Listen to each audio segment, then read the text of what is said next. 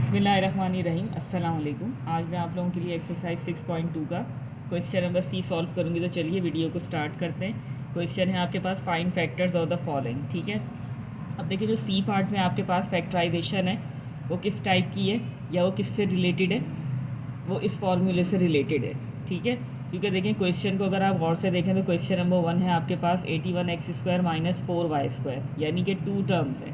ठीक है, 2 टर्म्स हैं आपके पास, तो फिर 2 टर्म्स के लिए आप कौन सा फार्मूला जो है वो यहाँ पे यूज़ करते हुए इसके फैक्टर जो है वो फाइंड करेंगे। आप a² माइनस b² का फार्मूला यूज़ करेंगे जो कि इक्वल होता है a माइनस बी और a प्लस बी के।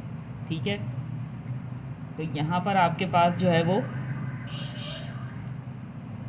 2 टर्म्स हैं और इन 2 टर्म्स को आपने किस तरीके से फैक्टराइज करना है वो आप यहाँ पे सीखेंगे इस फार्मूले के अकॉर्डिंग। तो देखें सबसे पहली चीज़ जो आपके पास क्वेश्चन आपको दिया हुआ है उस क्वेश्चन को आपने सबसे पहले जो है वो इसके अकॉर्डिंग जो है वो लिखना है या बनाना है। ठीक है, जब आप इसके अकॉर्डिंग उसको ले आएंगे तो उसके बाद इस तरीके से फार्मूले को एक्सपेंड करते हुए इसके फैक्टर्स बना लेंगे। ठीक है, किस तरीके से आप चाहें तो देखें यहाँ पे इस फार्मूले का रेफरेंस भी दे सकते हैं। मैंने यहाँ पे आपके लिए फार्मूला लिख दिया है। ठीक है,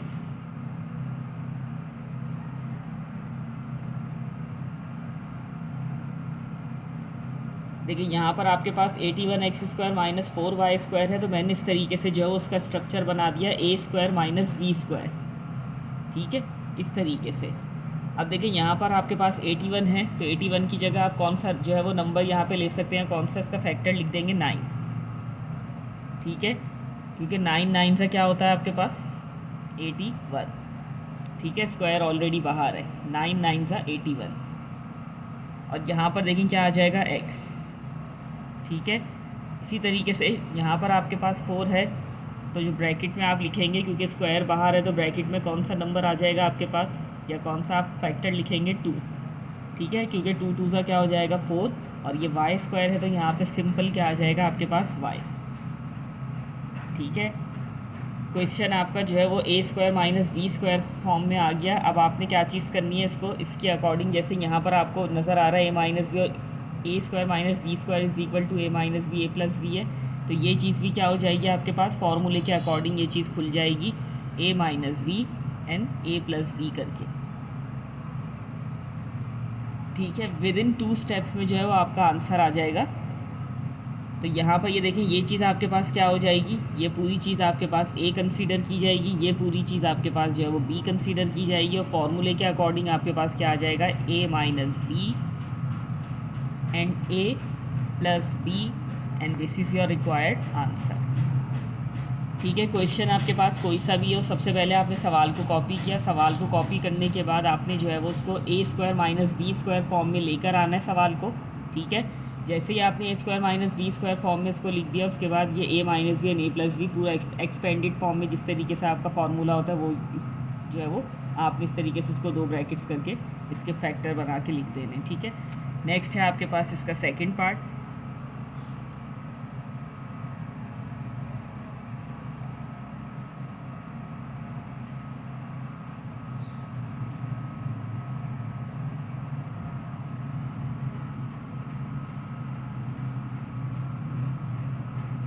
अब देखिए यहाँ पर आपके पास है 169a² minus 100b²।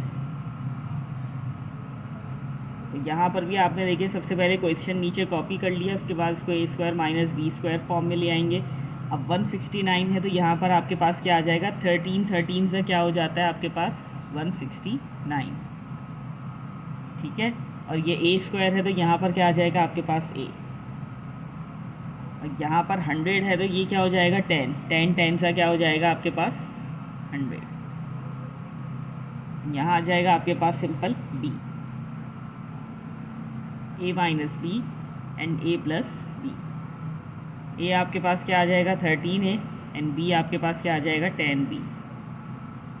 13a 10b, this is your required answer. ठीक है, नेक्स्ट है आपके पास 3a² माइनस 27 b की पावर 4।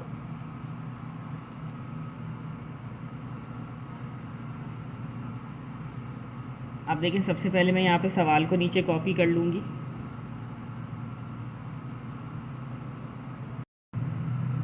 ठीक है, तो यहाँ पे देखिए सवाल को मैंने नीचे कॉपी कर दिया। अब सवाल को कॉपी करने के बाद आप गौर से देखिएगा कि यहाँ पर जो आपको कोफिशिएंट दिया हुआ है वो है 3।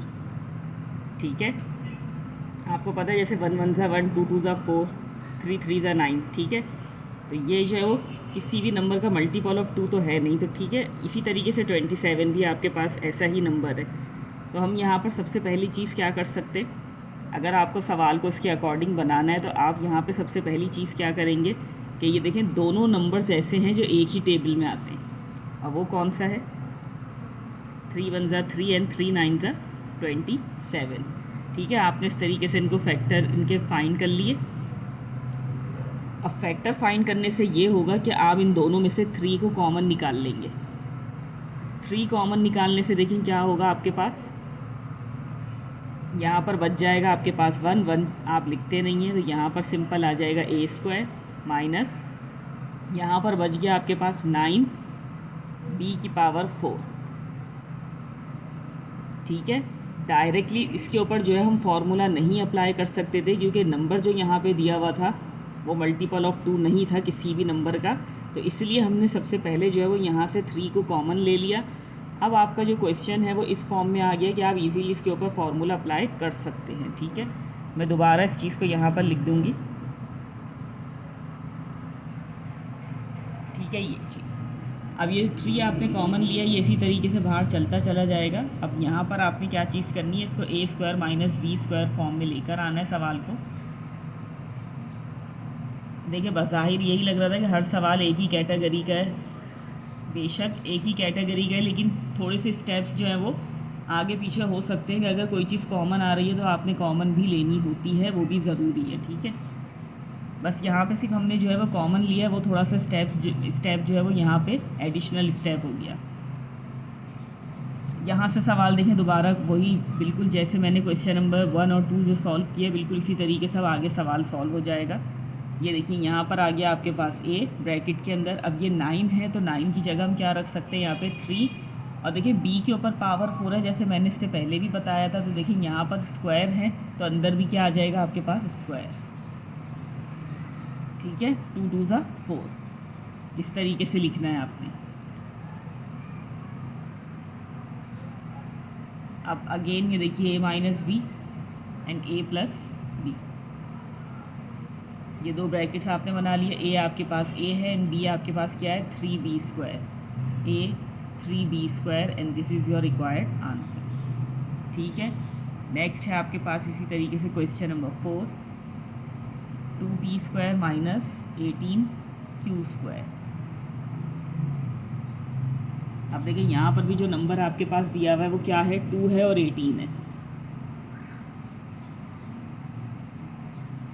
ये भी मल्टीपल ऑफ 2 नहीं है तो हम क्या करेंगे,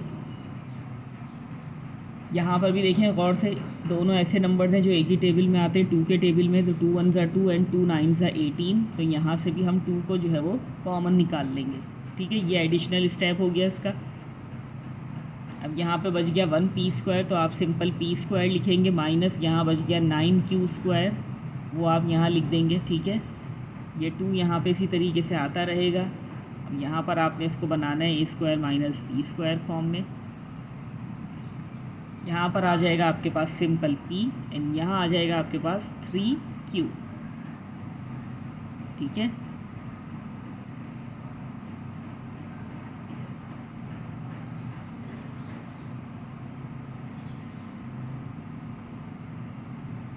ये आपके पास है p एंड b आपके पास है 3q and this is your required answer. ठीक है, नेक्स्ट है आपके पास 5th पार्ट।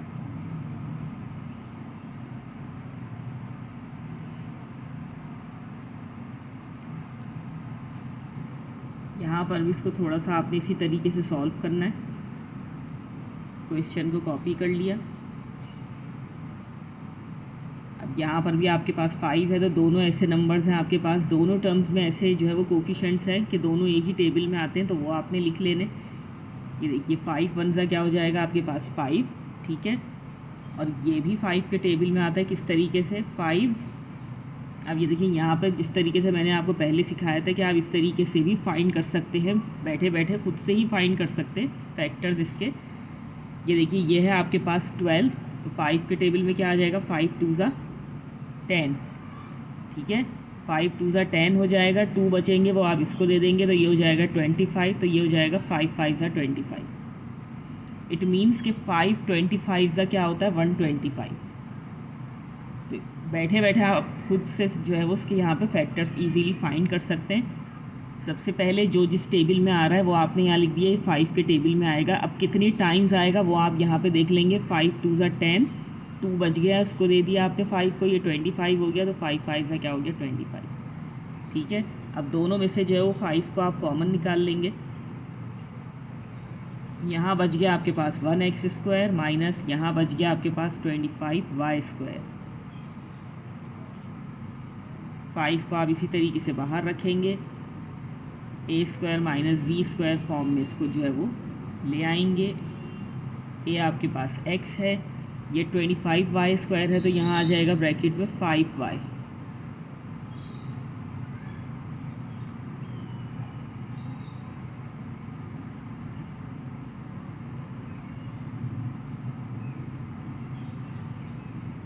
ये आपके पास है x एंड b आपके पास है 5y, x 5y।